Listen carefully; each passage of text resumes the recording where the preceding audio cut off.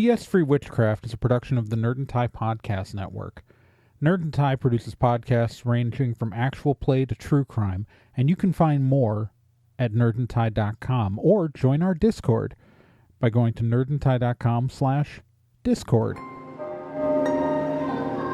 We're never told this, but this was the women's Holocaust. We did have a women's Holocaust, and this was it.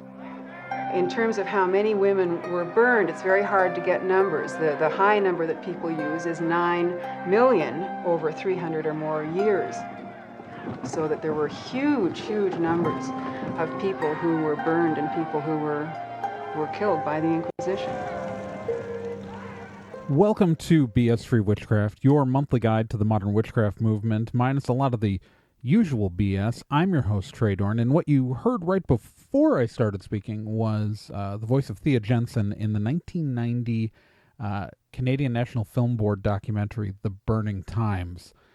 And that is what we're going to talk about. We're going to talk about the myth of the burning times in the modern witchcraft movement, and why what a lot of what you just heard isn't really true. And as we get started, we should really define what the heck the burning times actually was, what they were. And first off, we have to remember the burning times is a modern phrase for this, in the sense that it was really coined by, as far as anyone can tell, Gerald Gardner. That's what most sources that I've been able to track down link the coining of the phrase to, because Gerald Gardner was, if anything, a dramatic man.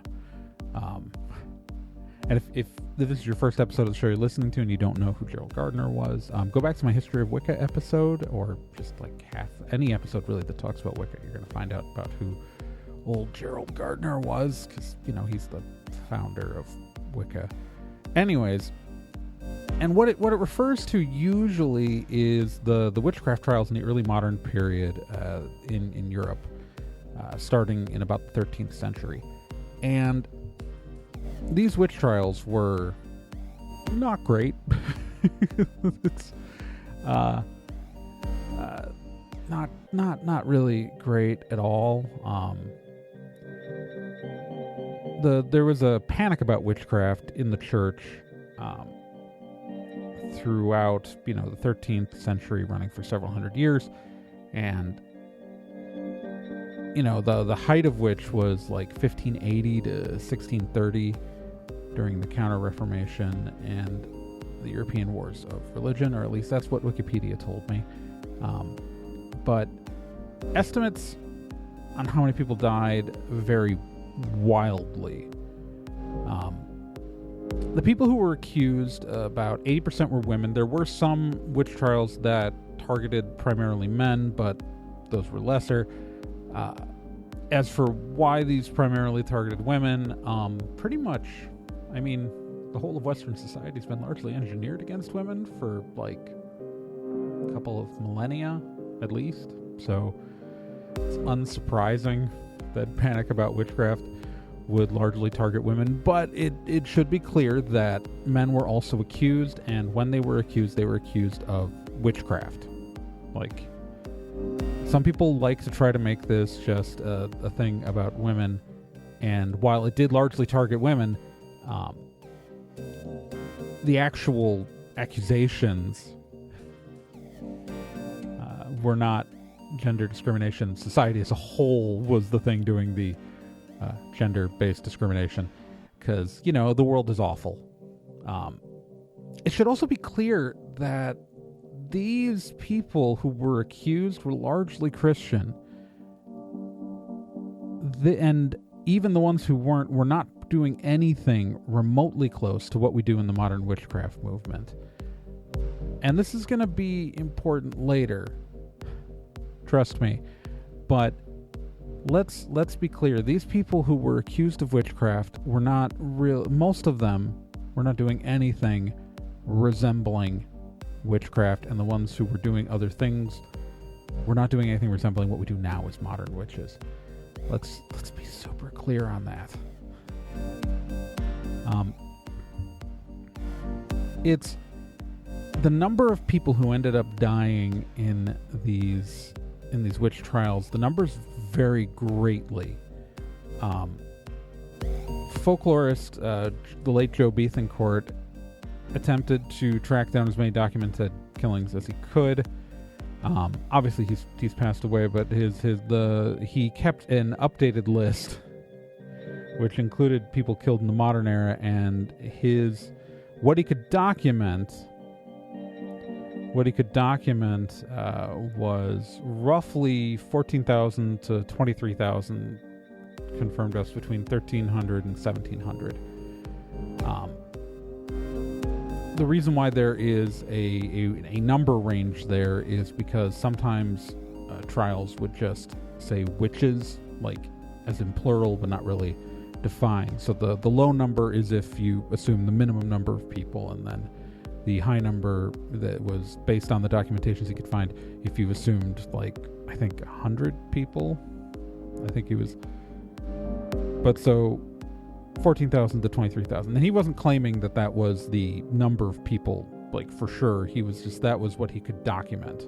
He was trying to document them all. Other estimates put the number of deaths between 40 to 60,000, depending on what source you look at. And 40 to 60,000 is a lot of people. Frankly, a death that is preventable happening, and a single person dying who shouldn't have died is a tragedy. And 50,000 people is a tremendously huge number. Even spread out over a couple hundred years. It is a tragedy, and it is awful. And so I guess that brings us to our first question, because as you heard Thea Jensen say in that clip I used at the beginning, there's a 9 million figure.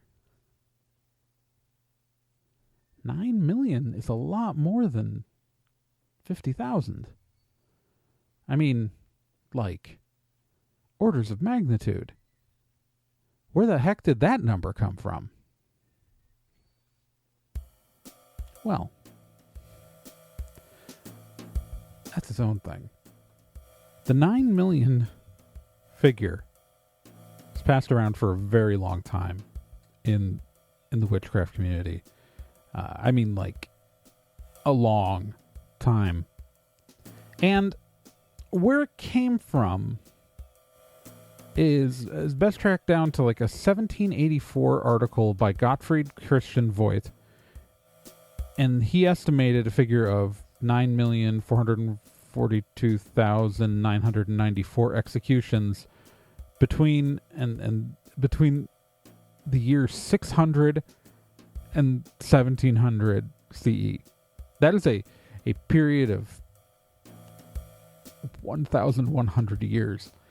And that number is not supported by any evidence. Like, it's just whole cloth.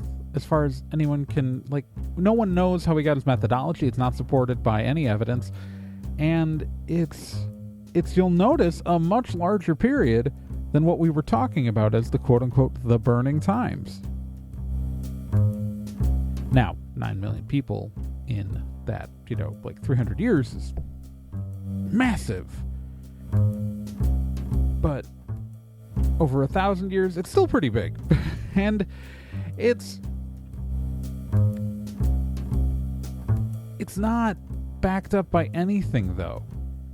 And most scholars never really take it seriously, at least not in the modern era. But you were still hearing people repeating this 9 million numbers through the 90s and 2000s, and I'm betting there's someone who's still saying it now. It's definitely memorialized in quite a few witchcraft books. Like, Buckland was a big proponent of the myth of the burning times. And the reason why it got so popular in witchcraft circles is because Gerald Gardner then repeated that number in an interview after World War II.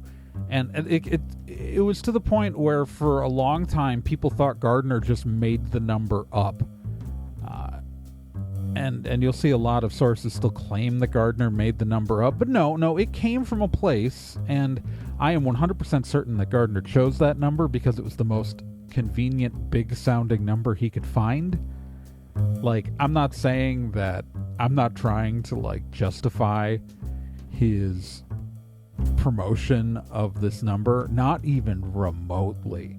Like, he 100% took that number out because it was so big, and he knew what he was saying. He just was smart enough to pull that big number and be able to point and go, this guy said it first. Not that, that didn't get lost to history because people uncritically believed him, because uncritically believing false narratives is that's like the first 50 years of Wicca right there, man. Oh, I'm allowed to say that. I'm a Wiccan. It's bad, y'all. It's bad. The number of lies we told ourselves in the early days. It's really this thing where, and I wanna clarify that it also kind of feels anti-Semitic, and let me explain. The reason why is that Gardner liked to participate in the Oppression Olympics. He wanted to make it sound like witches were the most persecuted group ever. Not that, like, people who said they were a witch were really going to have a really warm reception. Like, the man was big on dramatics, and this is just personal opinion, I think he was determined to win the Oppression Olympics. I think he really wanted that gold, and the reason why I say it's anti-Semitic is saying this right in the wake of World War II, and say, but, our people were even more oppressed right after the Holocaust is just sort of... It's just... The challenge of being a Wiccan, the real challenge, is being able to, like, we don't deify our founder. Like, he was kind of a garbage person a lot of the time. And frankly, the reason why Wicca is a good and functional system is because Doreen Valiente slapped some sense into the man. It's just a thing, man. It's just a thing we got to deal with.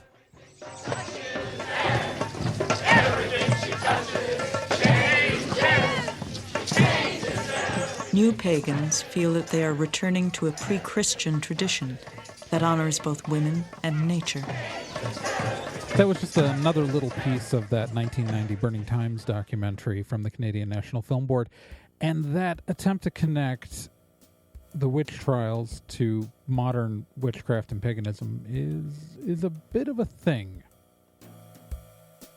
Now, as I stated before, these people who were executed, these people who were put on trial, were for the most part just Christians, and even the people who weren't, again, as previously stated, had no connection to really anything that we do as modern witches. Beyond some people who are doing some interesting reconstructionist stuff, they weren't what we would call a witch today. They were 100% not Wiccans.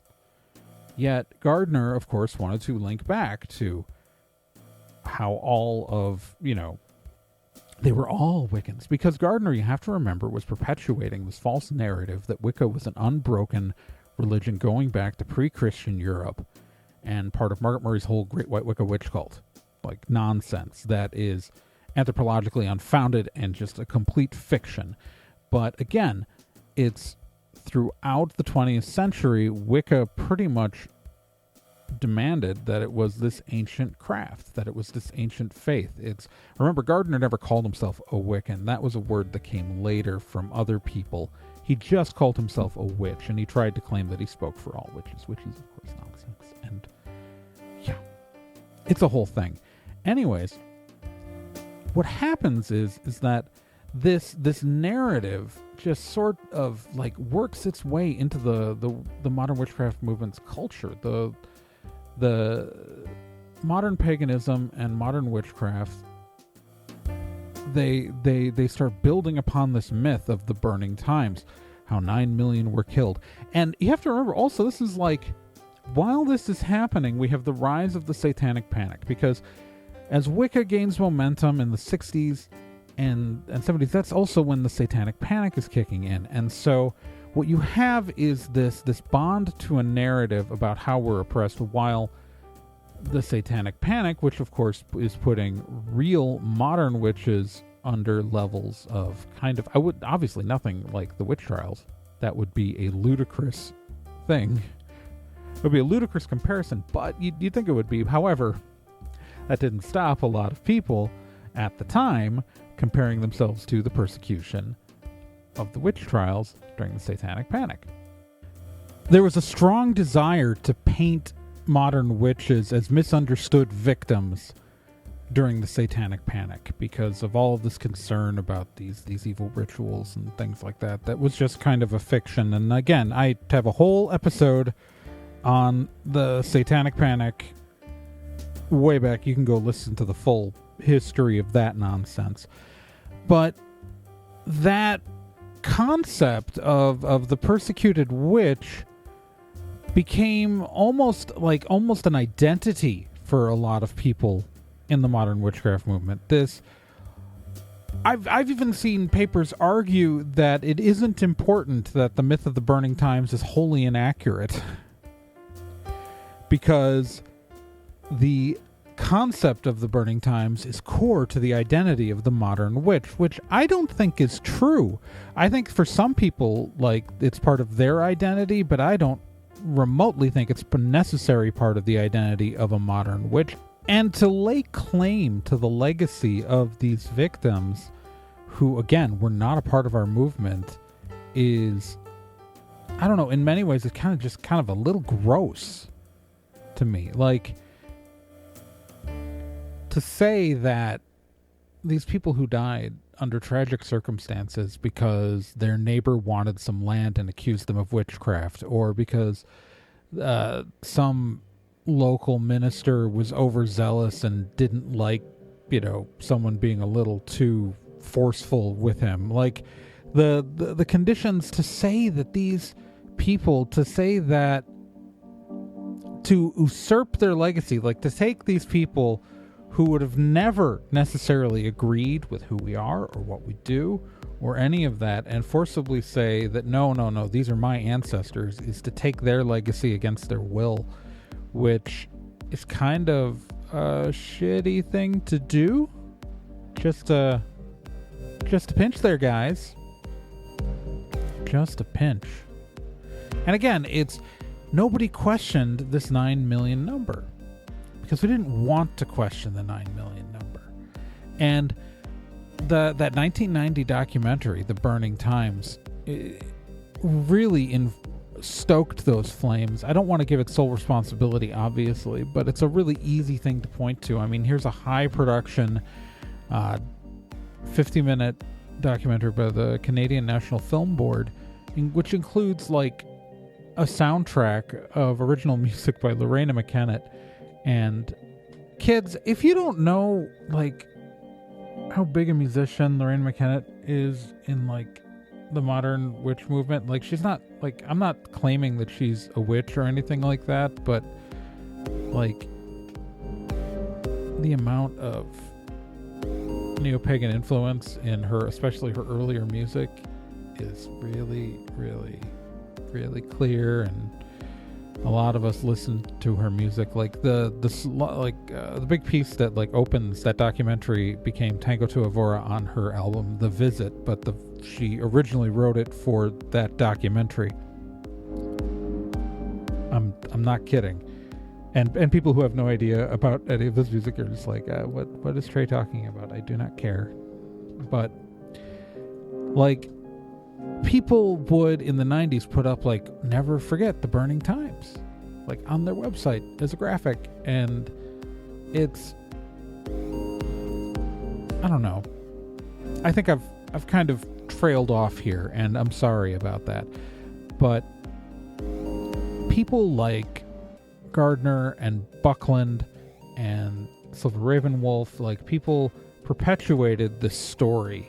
they perpetuated this myth that we came from these witches. And you see people today still like, we're the daughters of the witches you didn't burn. Like, I cannot begin to... Well, first off, okay, the Burning Times is a stupid name. Because while yes, there are places where witches were burned at the stake. Yes, that did happen. But also, like in a lot of places, witches were just hanged, I guess, is the appropriate... But witches were hanged. And it's just... I can't... It's just so much...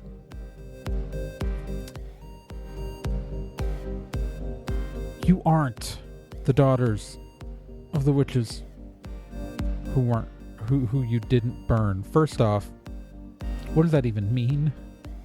So the people who weren't accused of witchcraft are the people you descended of. Great. Awesome. Like, that's a meaningless sentence. But you're still invoking the legacy of these victims who you did not inherit from. We did not inherit from. We don't get to lay claim to their legacy just because we're actually, I don't know. It's so infuriating. It's so infuriating.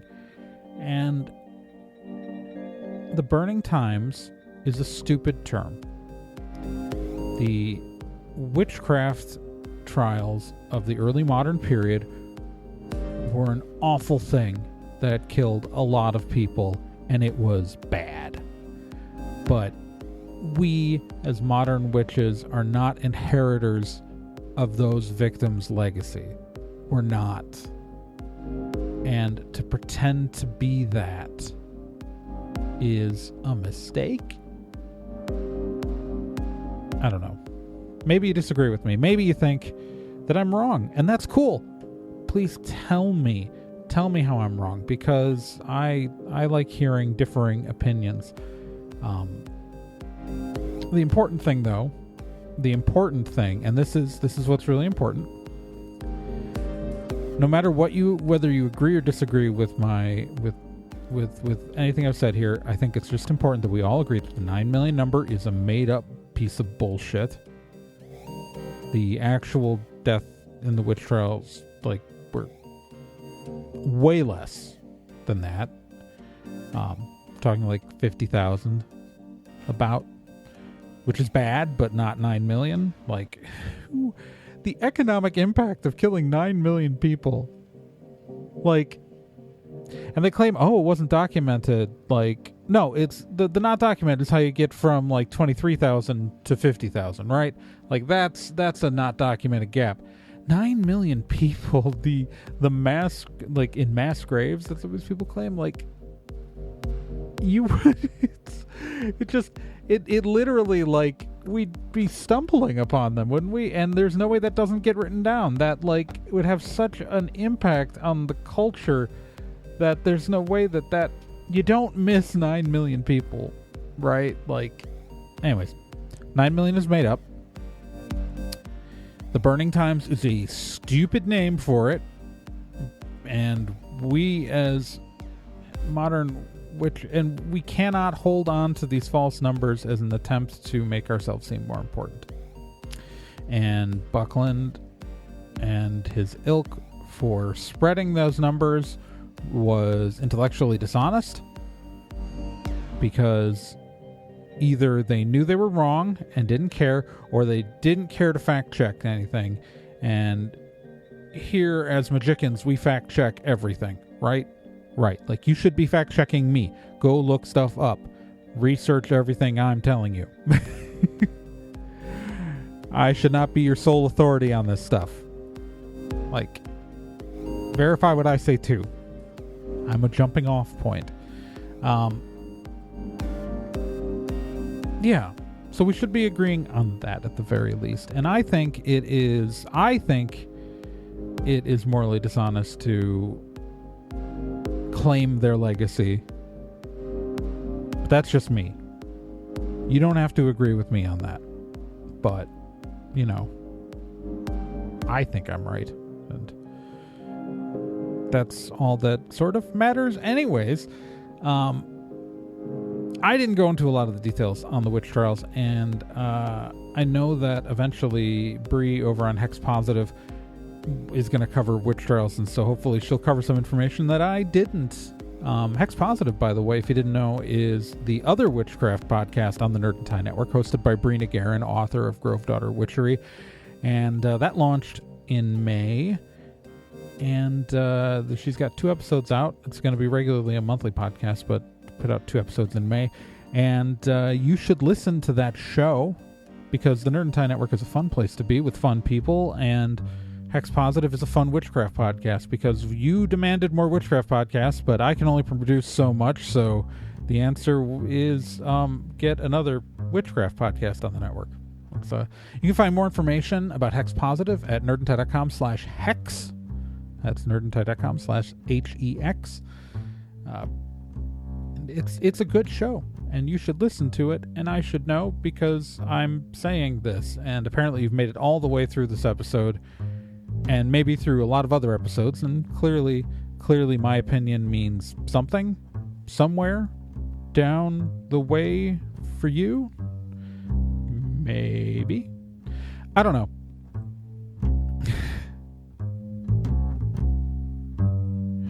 Anywho, as we begin to wrap this up, I want to thank all of you guys for tuning in. Remember, this show is supported by patrons and listeners like you. If you want to support the show, you can sign up for our Patreon at patreon.com/TRAEGORN. It's a fun place to be.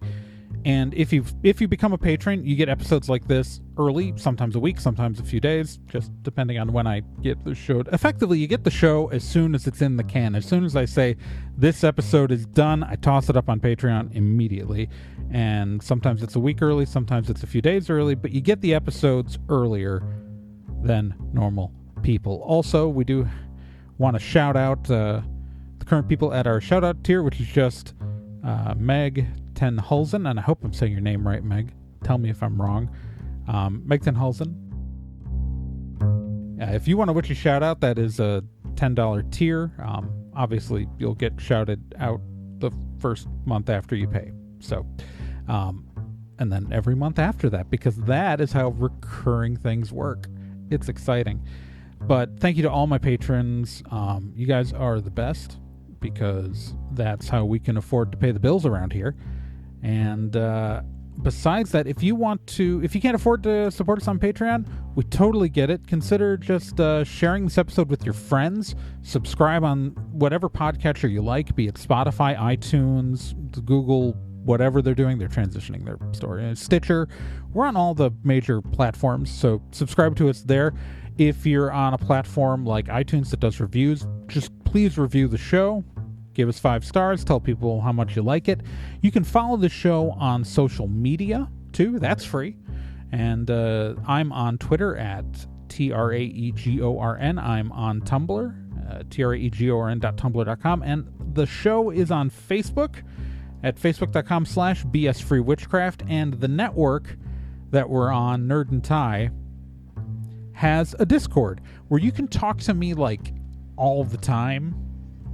Like, I'm on there every day, and the witches have pretty much taken over the Discord between this show and Hex Positive. You know, talk to me and Bree whenever you want, and you can do that at nerdandtie.com/Discord. That'll take you to an invite.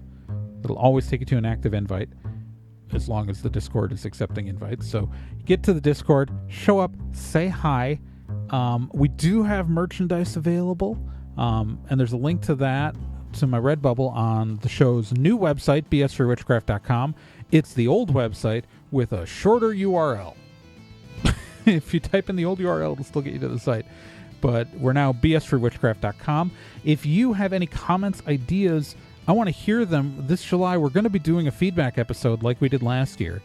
And if you have things you want me to answer on the show, you can go to bsfreewitchcraft.com, click on the contact button. That'll take you to a form. If you've written anything in within the last a couple months. I'm sorry if I haven't gotten back to you. I've read everything you all have sent me, and I'm just saving it for that episode. If it's good, if it's not good, I'll still read. I've read everything. It's, it depends on how many submissions we get. I'll respond to everything if it doesn't end up in the show, because I'm obsessive like that, and I will always do it because I have to, or else I won't get to sleep.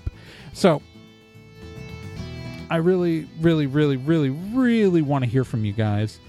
And yeah, just send me your questions, send me your ideas, give me your opinions. If I've been wrong, like in the 20 whatever episodes we've done so far, if you think I've been wrong, please tell me, because I want to hear your opinions.